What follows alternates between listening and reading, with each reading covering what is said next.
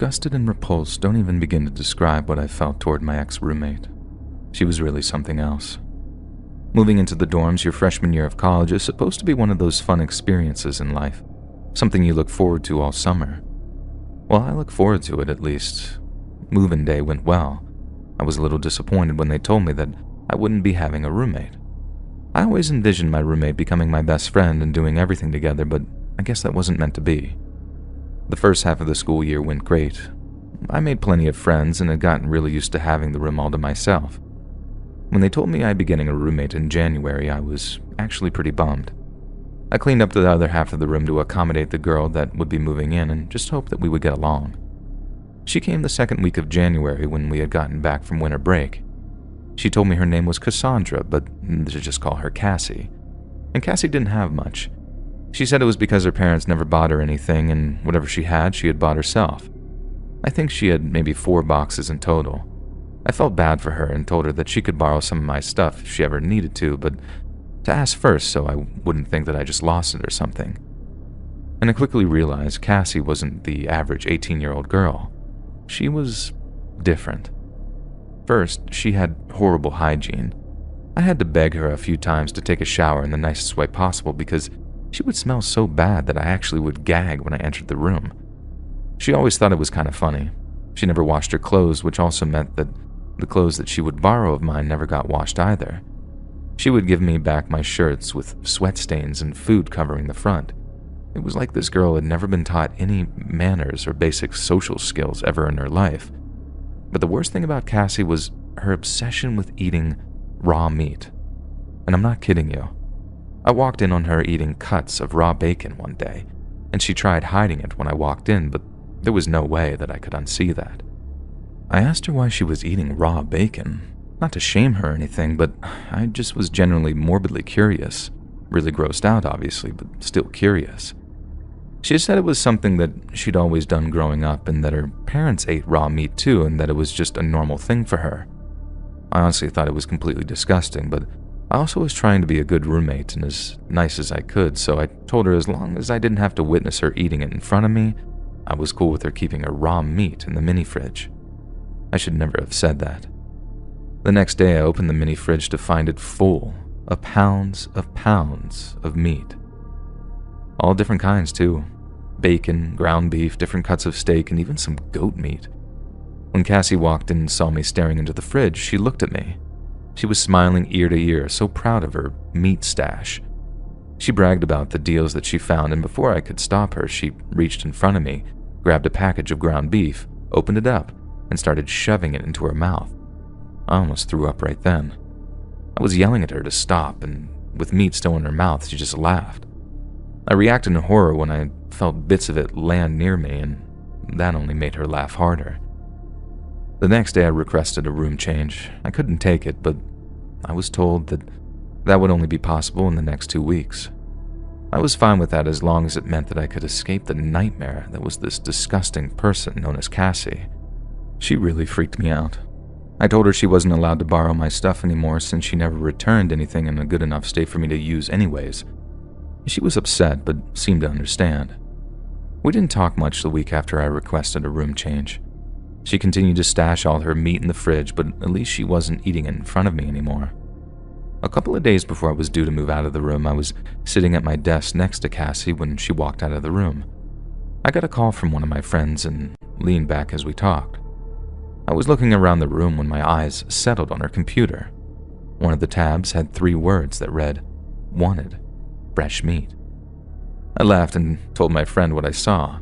He told me to click on it and see what it was because he was curious. And I never in my wildest dreams would have expected to see what was on there. When I clicked on the tab, my laughing quickly halted. My friend was asking me over and over what it was, but I was too scared to even speak.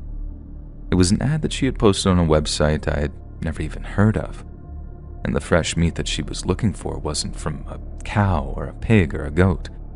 She had posted a wanted ad for fresh, human meat. In the ad, she carefully explained how she liked eating raw meat and had always dreamed about what human meat would taste like. She seemed to be obsessed with it. One line completely caught me off guard and made me want to join the witness protection program immediately, and in it she said, "Eating human flesh has consumed my every thought. Sometimes I watch my roommate sleeping and fantasize about chewing on her." I took a picture of the ad on my phone and clicked off of it so she wouldn't notice I was on her computer. I grabbed my bag and headed out, telling my friend to meet me at the police station immediately.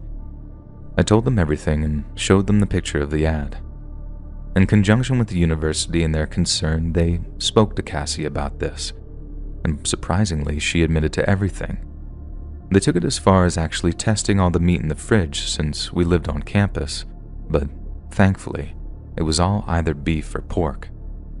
I was able to get a restraining order against her, and she was expelled from the university for apparently accessing the dark web while using the school's Wi-Fi and for attempting to engage in illegal activities. Now, for a while, people actually compared Cassie to that German guy, Armin Maiwis, who cannibalized a person who volunteered to be eaten. Who knows if she really would have gone through with it, though. I don't think Cassie was ever charged for what she did. I tried to distance myself from her as much as possible. Hearing her name 5 years later would still be too soon. After her arrest, I just never saw her again. I think she must have just moved away out of embarrassment for what she did, but she was expelled from the school, and the entire town knew who she was and what she did. There would have been no escaping the whispers and dirty looks, and I do hope that she got the help she clearly needed. I still don't know how anyone could survive eating raw meat like the way she did. I ended up getting a new roommate after that who was perfectly normal, maybe even a little boring in some ways, but that was totally okay with me. I'll take boring over a cannibal any day.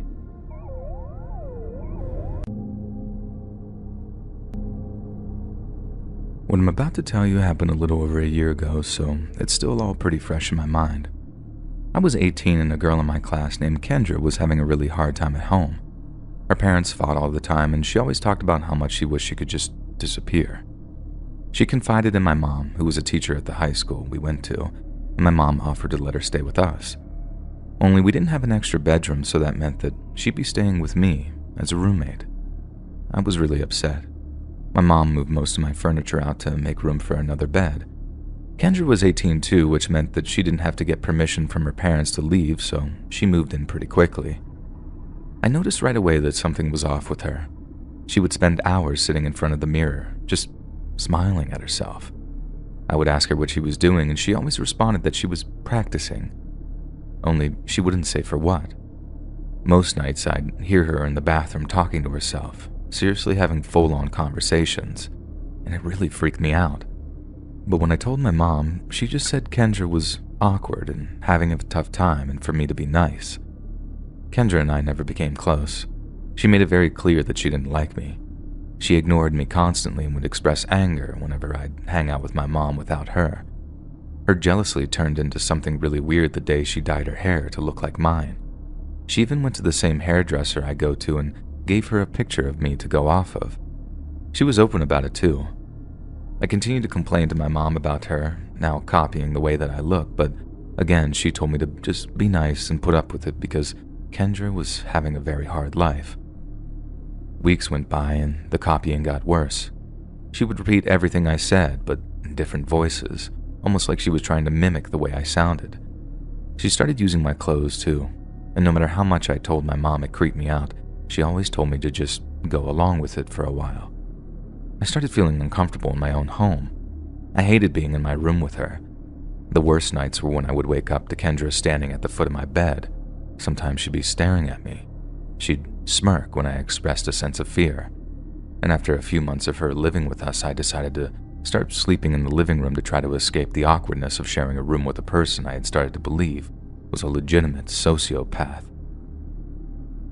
The living room proved to be not too much better, though. She would still watch me sleep from the armchair across from the sofa and laugh when I woke up, scared of what she might do to me in my sleep. My mom never believed me when I told her what she was doing during the night. She told me Kendra always denied it and that I was probably making the whole thing up to try to get her kicked out of the house. I was done at this point. I decided one night that I was going to set up a camera to catch her in the act so I could show my mom and Kendra would be gone for good. That night, I set my phone on record and positioned it so it would hopefully be out of sight.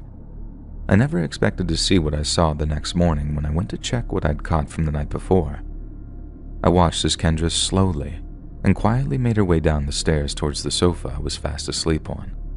She stood at the end of the sofa for a whole 30 minutes before she sat down in the armchair to watch me for another hour. Then she made her way into the kitchen. With wide eyes, I watched as she came back into the room with a large knife. She walked towards me and bent down to whisper something in my ear.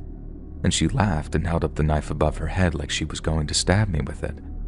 Then she brought it down quickly, but stopped just away from my face. I screamed when I saw her head turn to look directly into the camera.